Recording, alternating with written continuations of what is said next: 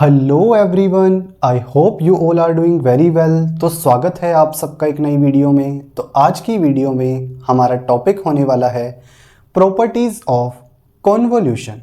तो जैसा कि आपको टॉपिक के नाम से पता लग रहा है, आज हम कुछ और प्रॉपर्टीज़ देखने वाले हैं बेस्ड ऑन कॉन्वोल्यूशन।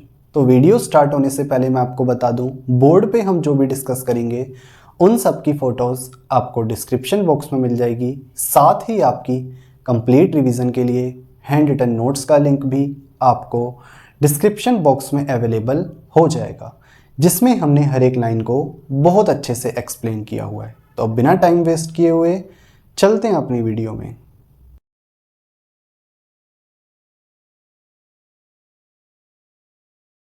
ओके, तो जैसा कि आप सबको पता है, लास्ट की 2 वीडियोस में हमने 5 प्रॉपर्टीज देखी थी बेस्ड ऑन कॉन्वोल्यूशन। ठीक है, और आज की वीडियो में हम 4 और प्रॉपर्टीज देखने वाले हैं। ठीक है, तो सबसे पहले देखते हैं 6th property, which is property of time delay. तो प्रॉपर्टी ऑफ टाइम डिले हमें क्या बताती है?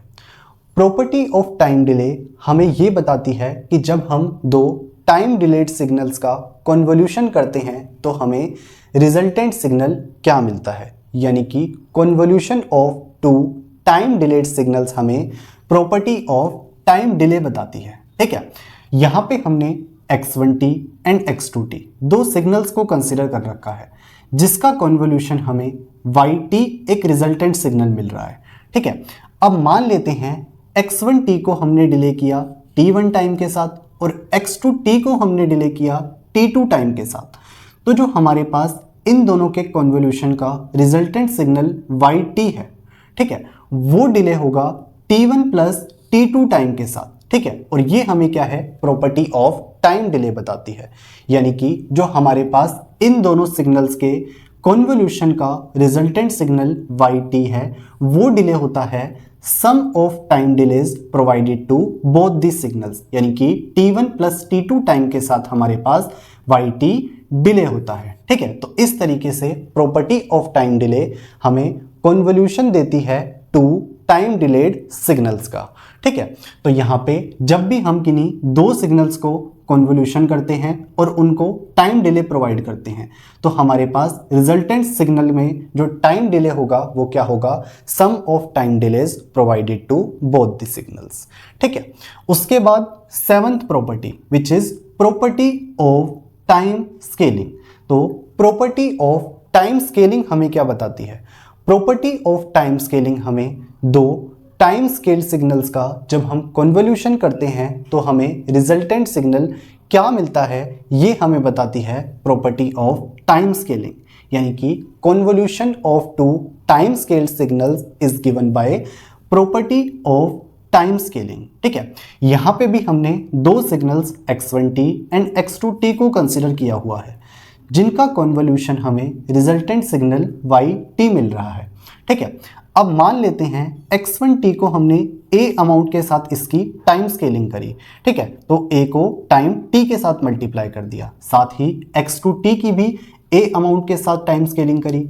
Then according to property of time scaling जो हमारे पास yt होगा वो क्या होगा, 1/mod of a y at। यानी कि जिस भी अमाउंट से हमने टाइम स्केलिंग करी है इन दोनों सिग्नल्स की, वो बाहर डिवाइड हो जाएगा, साथ ही yt के टाइम t में मल्टीप्लाई हो जाएगा। ठीक है, और ये हमें क्या है, प्रॉपर्टी ऑफ टाइम स्केलिंग बताती है। यानी कि convolution of 2 time scaled signals हमें प्रॉपर्टी ऑफ टाइम स्केलिंग देती है। ठीक है, उसके बाद 8th property, which is property of area. तो प्रॉपर्टी ऑफ एरिया हमें क्या बताती है? प्रॉपर्टी ऑफ एरिया हमें एरिया बताती है उस रिजल्टेंट सिग्नल का जो हमें मिलता है जब हम 2 सिग्नल्स का कन्वोल्यूशन करते हैं। यानी कि 2 सिग्नल्स के कन्वोल्यूशन के बाद जो हमें रिजल्टेंट सिग्नल मिलता है उसका एरिया हमें प्रॉपर्टी ऑफ एरिया देती है। ठीक है, मान लेते हैं हमारे पास 2 सिग्नल्स हैं x1t एंड x2t, जिनका कन्वोल्यूशन हमें मिल रहा है yt। ठीक है, अब यहाँ पे अगर हम x1t का एरिया मानते हैं a1 है और x2t का एरिया मानते हैं a2 है, तो प्रॉपर्टी ऑफ एरिया के हिसाब से जो रिजल्टेंट सिग्नल yt है उसका एरिया a क्या होगा, मल्टीप्लिकेशन होगा इन दोनों सिग्नल्स के एरिया के। यानी कि जिन भी दो सिग्नल्स को हम कन्वोल्यूट कर रहे हैं उन दोनों के एरिया के मल्टीप्लिकेशन से हमें yt यानी कि रिजल्टेंट सिग्नल का एरिया मिलता है। तो इस तरीके से प्रॉपर्टी ऑफ एरिया हमें दो सिग्नल्स का कन्वोल्यूशन करने के बाद जो रिजल्टेंट सिग्नल मिलता है उसका एरिया बताती है। ठीक है, देन हमारे पास ninth property which is property of duration. अब प्रॉपर्टी ऑफ ड्यूरेशन हमें क्या बताती है?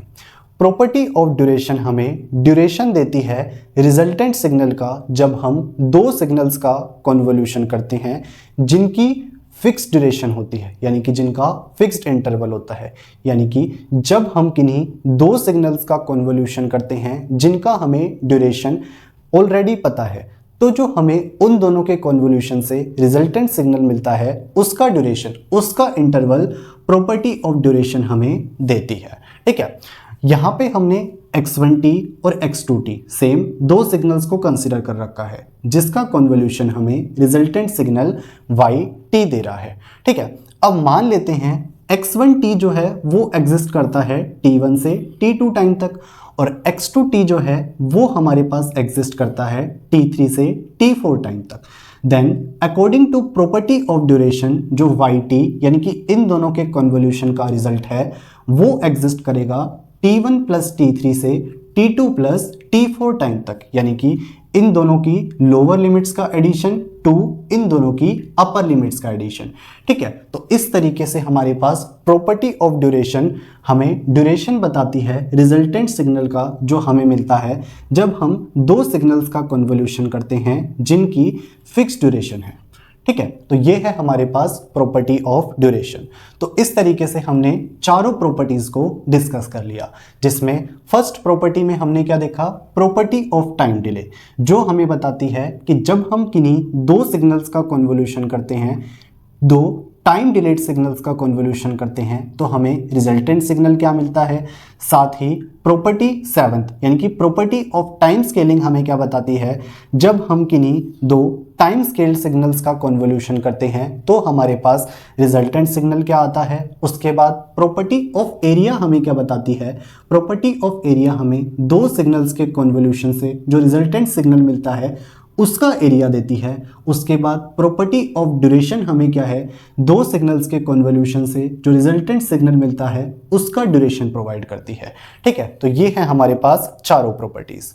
सो आई होप आपको आज का लेक्चर समझ आया होगा। बाकी आप नीचे दिए नोट्स पढ़ेंगे आपको और अच्छी अंडरस्टैंडिंग मिलेगी। तो आज की वीडियो में इतना ही, मिलते हैं आपसे नेक्स्ट वीडियो में। Till then peace out, thank you.